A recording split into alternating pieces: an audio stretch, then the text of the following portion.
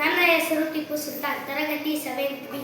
ಪೂರಕ ಪಾಠಗಳು: ಬಸವಣ್ಣವರ ಜೀವನ ದರ್ಶನ. ಕವಿಯ ಹೆಸರು ಡಾಕ್ಟರ್ ಎಲ್. ಬಸವರಾಜ್.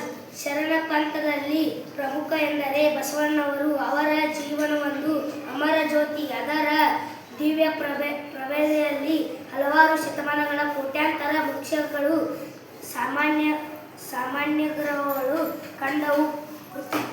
ಕೃತ್ಯವಾಗಿ ಕನ್ನಡ ಸಾಹಿತ್ಯ ಕ್ಷೇತ್ರದಲ್ಲೂ ಆ ಜೀವಜ್ಯೋತಿಯ ಪ್ರಭಾವ ಅಷ್ಟಿಲ್ಲ. ಬಾಗವಾಡಿ ಮದಿರಾಜನೆಂಬ ಸವಿಪ್ರನ ಧರ್ಮಪತ್ನಿ ಮದ ಎಂಬ ಗರ್ಭದಲ್ಲಿ ಬಸವಣ್ಣವರು ಚಿಲಿಪಿಲಿನಲ್ಲಿ ಮುತ್ತು ಕೊಳದಲ್ಲಿ ಕೆಲವುಗಳ ಕೆದಿಗಲಿ ಪರಿಮಳವು ಹುಟ್ಟುವಂತೆ ಶಿವನ ಶಿಶುವಾಗಿ ಜನಿಸಿದರು. ಆ ಶಿಶುವಿನಿಗೆ ಸಮುಖತೆಯೆಂದು ಗಂಡು ರೂಪವಂತೂ ಇತ್ತು. ಆ ಮಗುವು ಎತ್ತರವಾಗಿ ಮುದ್ದಾಗಿ ಎತ್ತಿಕೊಂಡು ಸುಖವಾಗಿ ಸಂಪತ್ತಾಗಿ ಬೆಳೆಯಿತು. 8ನೇ ವಯಸ್ಸಿನಲ್ಲಿ ಉಪನಯನವಾಯಿತು.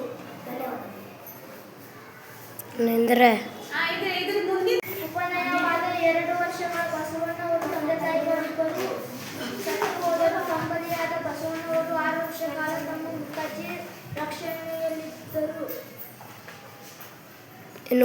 ಅವರು 16 ವರ್ಷದ ಹರಿಯದಲ್ಲಿ ತಮ್ಮ ಜೀವನವನ್ನು ಶಿವಪೂಜೆಯಲ್ಲಿ ಸವಿಯಬೇಕೆಂದು, ಆದರೆ ಶಿವಭಕ್ತಿಯು ಕರ್ಮವು ಎಂದು ಒಂದಾಗಿರಲೆಂದು ನಿಶ್ಚಯಿಸಿ ಪರಮ ವೈರಾಗ್ಯ ಮೂರ್ತಿಯಾಗಿ ಕರ್ಮಲತೆಯಿಂದ ಜನಿವಾರಗಳೆಂದು ಬಿಸಿಟ್ಟು ಹೊತ್ತಿನ ಗಂಟಲನ್ನು ಬಿಗಿಯುವಂತಿದ್ದ ಮೂರ್ತಿಯನ್ನು ಹರಿದು ಬಿಸಿಟ್ಟು ಸಾವಿರದ ಕೂದಲವನ್ನು ತೆಗೆದುಕೊಟ್ಟು ದಿವ್ಯ ವಸ್ತ್ರವನ್ನು ಹೊತ್ತು ಮನೆಯ ನೆಳನ್ನು ನೆನೆಯದ ಐಶ್ವರ್ಯವನ್ನು ಲೆಕ್ಕಿಸದೆ ವೃತ್ತಿಯನ್ನು ವಿಚಾರಿಸದೆ ಬಂಧು ಬಳಗವನ್ನು ಬಗೆಯದೆ ಊರಿನವರನ್ನು ನೋಡದೆ ಬಾಗೇವಾಡಿಯನ್ನು ಬಿಟ್ಟು ಹೊರಟರು. ಪೂರ್ವ ದಿಕ್ಕಿಗೆ ನಡೆದು ಸ್ವಲ್ಪ ದೂರದಲ್ಲೇ ಇದ್ದ ಮಲಪ್ರಹರಿ ಕೃಷ್ಣವೇಣಿ ನದಿಗಳ ಸಂಗಮ ಸ್ಥಾನದಲ್ಲಿ ಕೂಡಲ ಸಂಗಮೇಶ್ವರ ಕಪ್ಪಡಿಯನ್ನು ಸಂಗಮವನ್ನು ತಲುಪುವುದು.